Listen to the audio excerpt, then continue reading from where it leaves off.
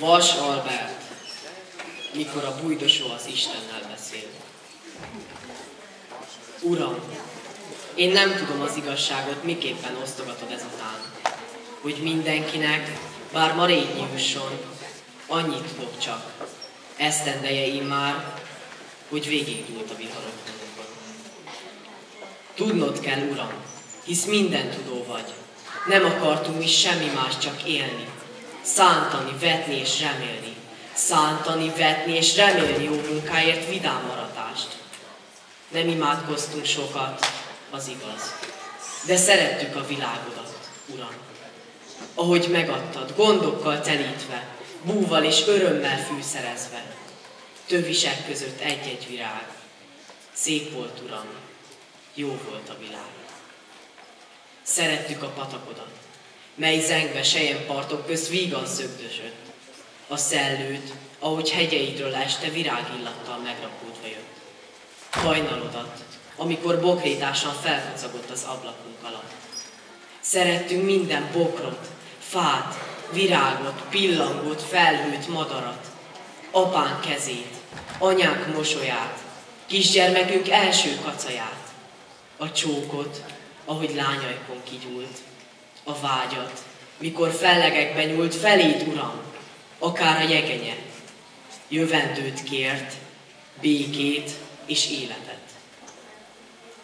Mégis a bal kezed mozdult elénk, s reánk bocsátottad a végzetet. Most már igazán nem tudom a sorsod hogyan, s miképpen rendezed, de bújdosók könnyében, s bánatában nem lelheted, Uram, a kedvedet. Uram, nekünk ez a föld idegen, az ég sem derítít sugarat mi ránk. Bajor erdőkön bújdosó magyarnak bogáncsos úton nem terem virág. Más itt a szél, másként csúog az erdő, más nyelven szólnak a patakok. Bozott tépi a bújdosó magyart, kivert, hazátlan, árva és zavart. Uram, te ezt így nem akarhatod. Amerre járunk, köd lepi az erdőt. Nyögnek a fák és tövisek sebeznek. Bármerre indul céltalan nyomunk, még az ösvény is átfordul keletnek. Uram, rendeld már, hogy hazamehessünk. Mindegy hogyan, és mindegy milyen áron. Nem akarunk örökké bújdokolni ezen a zord, otthontalan világon.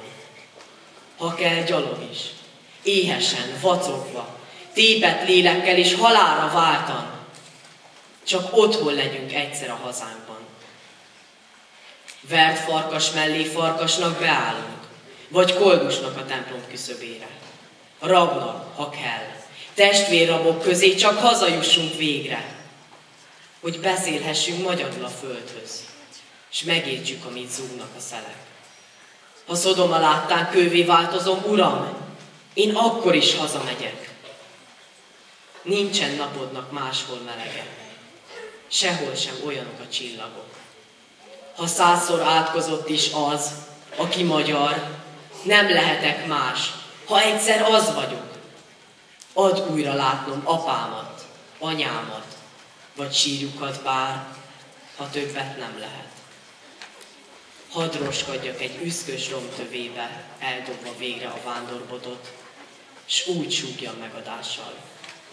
Mi atyánk, sokat vétettem ellened, s nagyot. De nézd, megtörtént a te